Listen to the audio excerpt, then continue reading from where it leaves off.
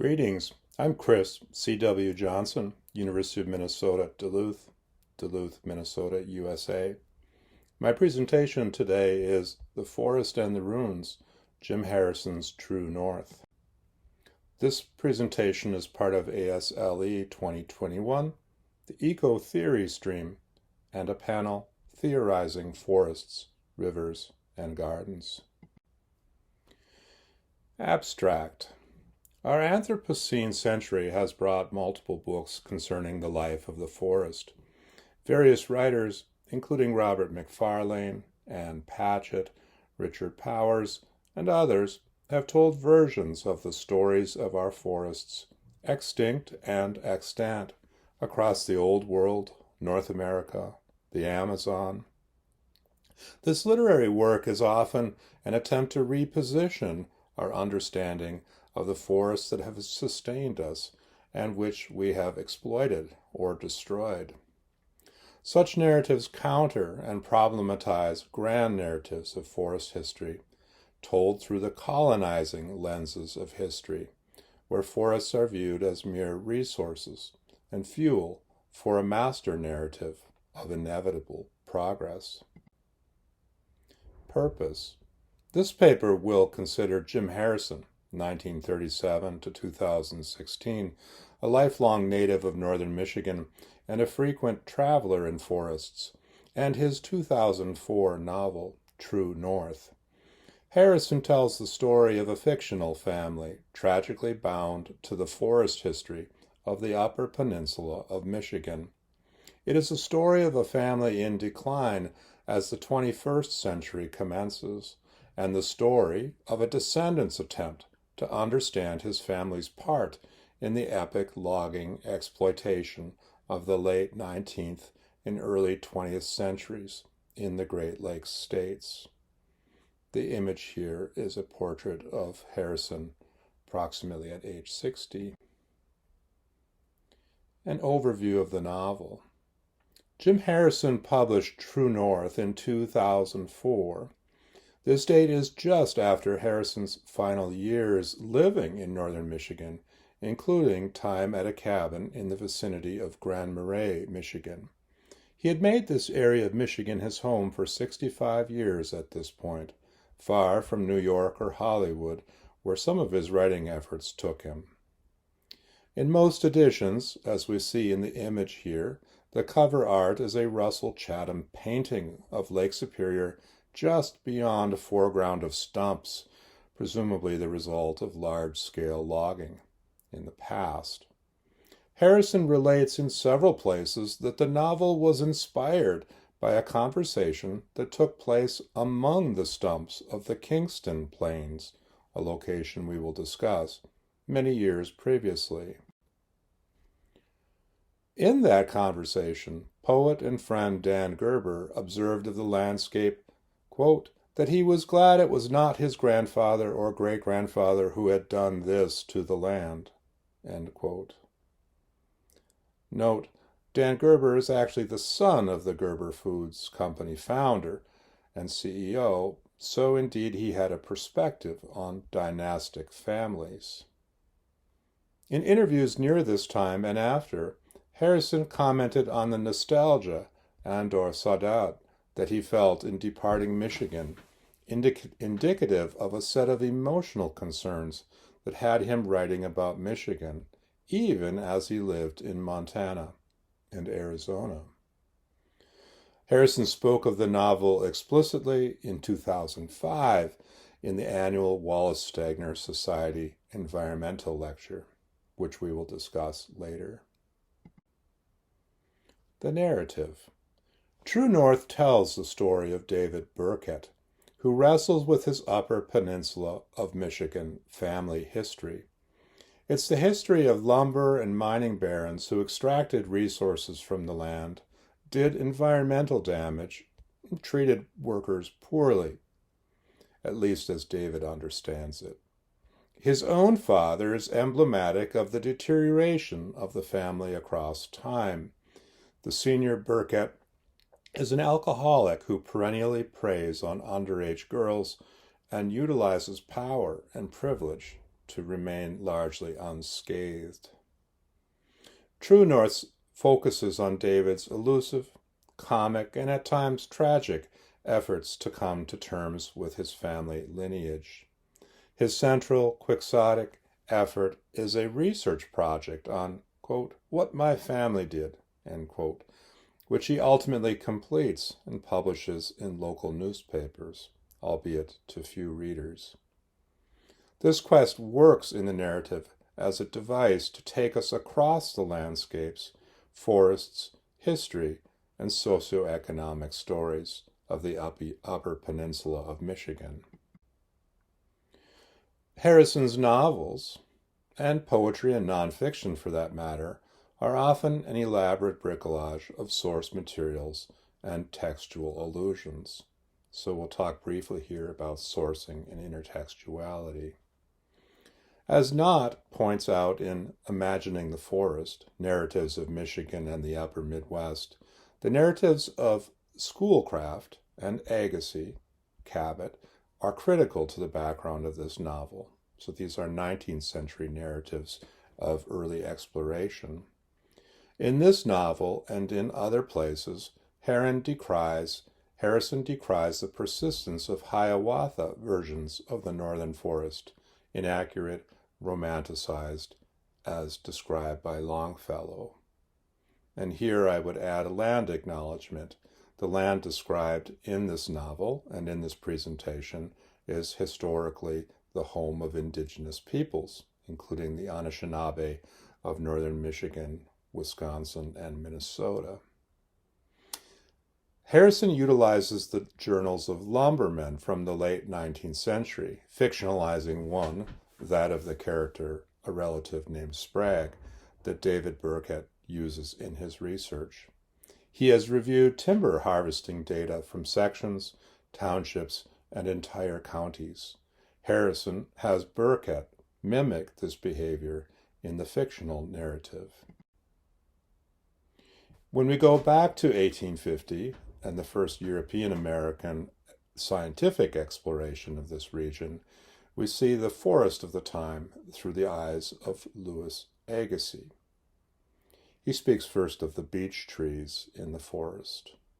We cannot but be struck by their splendid growth further north, where the elm, red oak, hornbeam, hop hornbeam, several species of birches, various maples, ashes, wild cherries, etc., more or less mixed with coniferae, form the most beautiful forests of the temperate zone, particularly remarkable for their diversified shades of green and dark foliage, and which almost uniformly cover the ground along the shores of the Great Lakes as far as Lake Superior, the coniferae gradually coming in a larger proportion to the successive exclusion of the trees with deciduous leaves. So we imagine the beauty of the forest in 1850. Now we switch to a different sourcing for Harrison's fiction, that of William Faulkner. Faulkner's model of Yoknapatawpha County is arguably an inspiration for Harrison. Indeed, Harrison often noted his admiration for Faulkner. Like the Sutpen clan and others Faulkner describes, Harrison's Burketts have achieved great wealth and influence on the backs of workers, in Faulkner's case, slaves, and through property, extraction from the forests and soil, and the manipulation of titles, deed, and land agreements. Dynasty, of course, Faulkner figures in much of Faulkner's fiction. His Thomas Sutpen owns Sutpen's 100, and Sutpen's relationship to the land is oft mentioned in Faulkner's novel, and Sutpen's wealth is characterized in terms of the trunks of goods he brings to the community. We'll see a comparison with Harrison's Burkett family. Faulkner's novels show the dissolution of Sutpen's dynasty across several generations, a dissolution predicated by the trajectory of slavery, the Civil War, and the result of a particularly rapacious and unyielding character in Sutpen and in the slave capital system in general. The novella The Bear from Faulkner suggests this theme as well, as the last great remnants of a southern forest hold a majestic creature who has not yet been vanquished by the energies and violence of the plantation owners.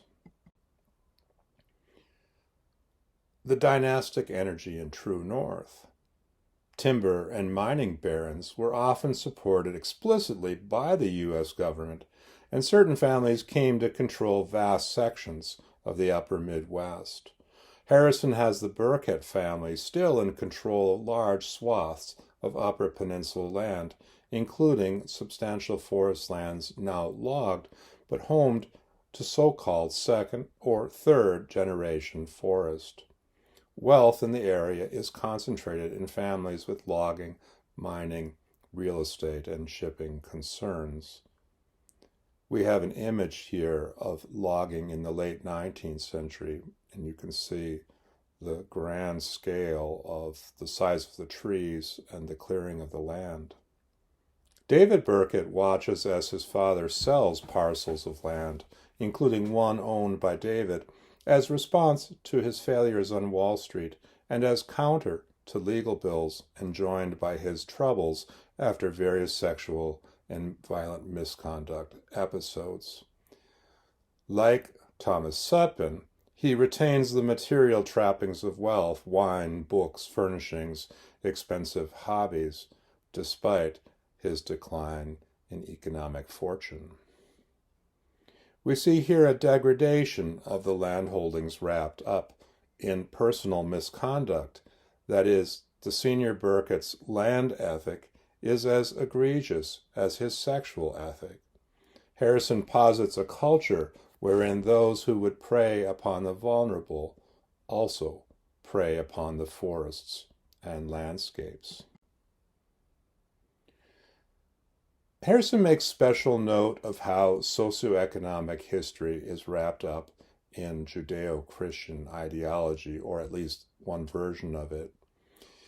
He makes note of a Judeo-Christian phenomena that justifies the exploitation of forests, landscapes, and people for economic gain. He calls this theocracy, his words, and he offers it as a counter to actual Judeo-Christian goodwill, charity, or husbandry. He offers this quote, researched and paraphrased from timber baron journals. Quote, "With God's help, I will beat Felch to that 30,000 acres south of the Ford River." This is the ancestor writing. And David responds, the obvious spiritual crime here was involving God in the predatory violence, as if he were directly cooperating in your, meaning the ancestors, theocratic stance. End quote. Margins. As in Harrison's outsider take on Christian misuse of the Bible, being at the outside of consensus cultural thinking is an important trope in his ethical worldview. Like at least some of Faulkner's characters, Harrison's fictional creations are influenced by consensus thinking, but live aside from community life, often in observation roles. David's narrative development illustrates this, as does Quentin Compson's storytelling in Absalom. David appreciates the work and lives of pulpwood loggers, landscaping contractors who plow snow, and locals who get along in a subsistence economy and deeply know their environment despite being in a so-called marginal economy. David feels best when he mimics or otherwise engages in the physical activities of their economic lives. That is, digging holes and planting shrubs, hiking the backcountry, or engaging in physical toil.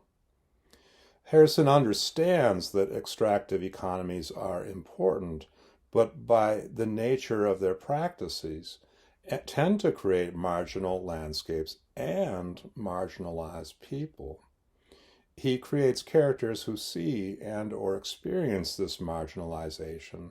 His people are deeply embedded in loss by definition of what has happened to the landscape and economies of the upper Midwest in the last century. This, of course, is the area of the so-called Rust Belt, with the decline in economies since the late 20th century. Footsteps and fieldwork are critical to Harrison's novel. Forests and landscapes must be understood by walking, a practice in disuse in contemporary America. Fieldwork is critical to Harrison.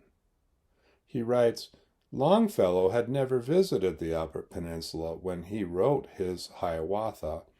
He had merely cribbed from Schoolcraft and the descriptions of Louis Agassiz. He also writes of David, When I put on my hip boots, I thought for the first time that it was a little strange that we choose not to know all of the ingredients of where we live. So Harrison posits a hero with a bad ankle who still walks, so we are offered descriptions of the feet and legs working through the landscape, through the forest, as David searches for answers to his family history. And in walking too, Harrison has us encountering myriad things, the loss of self, and experiencing walking as practice, a kind of Zen, particularly as it's interspersed with sitting and observing. We see David engaged in this practice, and it's a part of Harrison's life, often noted in his published interviews. Walking is also the promise, or threat, of being lost, which is a central theme for the protagonist in the novel. Moments of being lost in the field are central to realizations or new understandings for David and are part of Harrison's environmental ethos. The Kingston Plains is arguably the most important setting in the novel True North. It's a singular area of the Upper Peninsula of Michigan. Logged of large old-growth forests, mostly white pine, in the 1880s, this area was subsequently badly burned in a succession of forest fires. Scientists have argued that soil nutrients were lost to fire and erosion, resulting in an otherworldly landscape of huge stumps, lichen, and various species of shrubs and scrub pine growing, not very much, amidst the less than fertile soil. And the image here is of a vast plain, stumps, and it is approximately 100 years after the logging was first commenced. Among sources that Jim Harrison may have used, and a particular source that he refers to in his Wallace Stegner lecture of 2005, is that of Browning's poem, Love Among the Runes. And I'm going to argue that we have in the novel a kind of paraphrase. In True North, David Burkitt discovers the Kingston Plains, and he relates, Anger I felt over the idea that they might have left a few trees for those in the future to look at. Maybe to try to imagine the trees was like asking a contemporary Lakota to imagine a million buffalo. There was an eerie sense of gray stumps as ghost trees, and I planned on visiting the area in the full moonlight. There is beauty in desolation, because that's all we have, I thought, the land shorn of its native self, with the soil far too depleted to reenact its former glories. So the view here is a paraphrastic treatment of Browning's love among the runes, with civilization leaving desolate ruin in its wake, but a love or beauty, as in David's notes here, being somehow possible or necessary in response. So Browning ends, love is best. The stump as shrine. Continuing with the Kingston Plains theme, a turning point in David's maturation and understanding of himself and his environment comes in that context of the Kingston Plains and a giant stump that he discovers. Here's a quote from the novel. Scarcely 100 yards down the slow pitch of the gully, I came upon a stunning surprise. There before me was the largest of all white pine stumps, the great mother of stumps, straddling the gully like a 10-ton spider, supported by roots so massive I couldn't get my arms around them. It was sufficiently high enough for me to sit up straight, and there was light to see the ground, which was a mixture of cool sand and gravel. I was enthralled, and there was a distinct feeling similar to when I had been baptized. I thought that this was as close as I could come to finding a church for myself in our time. Harrison problematizes environmental thought and advocacy in True North. On one hand, nature, the forest, offers the promise of inspiration and even spirituality, as we just saw in the stump anecdote. On the other, he understands and intimates several risks in environmental thought. In the 2005 lecture, which expressly concerns the novel, Harrison is adamant about the ambiguities, including violence, embedded in nature, which he epitomizes in a discussion of his Montana neighbors who lose 37 sheep to wolves. He describes what he sees as naive environmental responses to natural processes. In turn, he argues for powerful lawyers as antidote to corporate or governmental misbehavior. He believes that much is at stake if environmentalism remains naive, abstract, or disconnected from actual places or communities. In this vein, the novel often posits David's environmental enthusiasms as intertwined with how little he knows of his environment, how much he has to learn. Based on descriptions of his solo cabin life, Harrison displays an ambivalence toward Thoreauvian seclusion from society as a solution to life's challenges. The novel's protagonist relies on the knowledge and expertise of working people to understand his environment. Being alone in nature is important, but insufficient, given what it takes to understand a place, a community, an ecosystem. Love in the Runes, the title of his Stegner speech, is possible from deep knowledge, commitment, and work in the field. David's successive episodes of being lost work metaphorically to suggest the challenge of really knowing a place, which is clearly important to Harrison's sense of an environmental ethos. Lost is also loss, which is to be aware of what is missing in a landscape, including, possibly, knowing one's way. Lost is also losing oneself and leaving intellectual concerns or the ego aside. So, summing up, we begin with tragedy. In a personal conversation in 2019, the poet Gary Snyder told me that he thought Jim Harrison wrote about revenge and violence better than anyone he knew. True North begins and ends with particularly violent, graphic, and disturbing images, with violence served up as vengeance for the sexual and financial predations of the elder Burkett. It is arguable as to whether to understand this violence as tragic. The senior Burkett does not inspire a pity, and his fall from a high place evokes little of our Aristotelian sense of catharsis. Significantly, though, his hands are removed by machete violence, leaving him with stumps.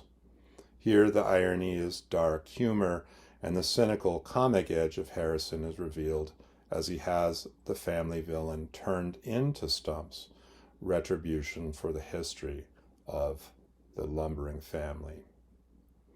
We may also note that exploitation of women is part of the downfall of both Faulkner's Sutpen and the senior Burkitt. The result is tragic in each novel, creating secret histories, family histories that are unsustainable, just like economic practices of predatory extraction. There is also, perhaps, comedy. Like the traditional dramatic comedy, the novel ends with a series of familial developments, versions of marriage, reconciliation, transfers of leadership to a new generation, which mark the end of the historical dynasty in favor of a new set of relationships. Arguably, the relationships favor diversity and connectedness rather than monocultural exploitation. One marriage in particular is worth noting here.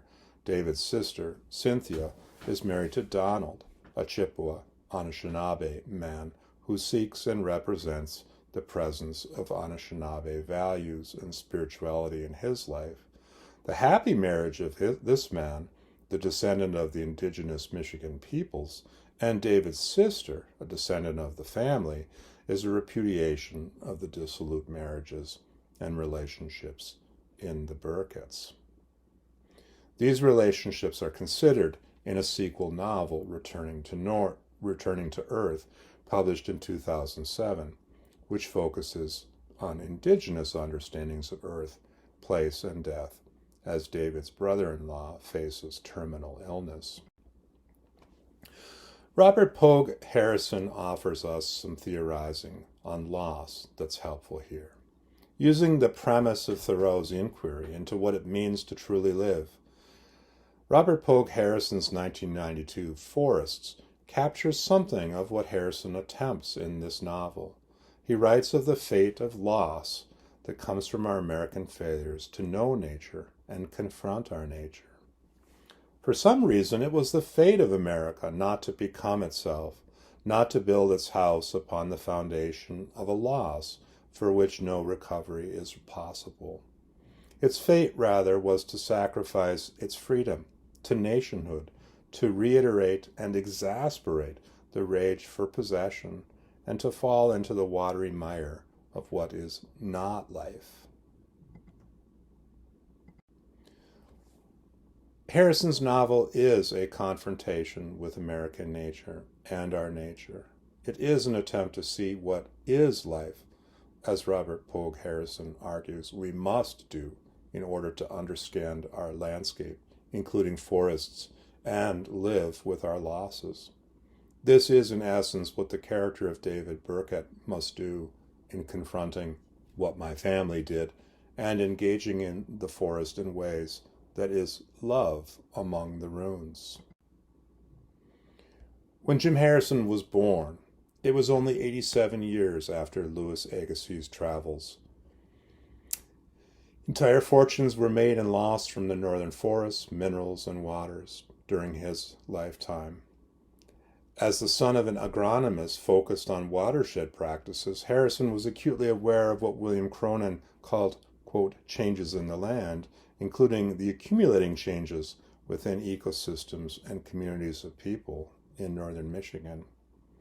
True North represents his effort to problematize the socioeconomic history of the Upper Peninsula, reinterpreting it not as a narrative of progress, inevitability, romance, or virtue, but as the story of a complex web of relationships often built upon exploitation and degradation, change and loss. His novel describes a challenge to human understanding, this business of really knowing a place, of making a commitment to the landscapes, including forests, that surround us, even as we grieve what is missing or lost. The true north of the title is offered as a perspective taking on socioeconomic history in one geographic region, but it's also a positioning of moral and ethical directionality needed to understand a life lived amidst troubled history, loss, and love of place. And there are references, and I thank you for listening and reading this presentation. I welcome questions or communications. I'm at cwjohnso@d.umn.edu. Thank you.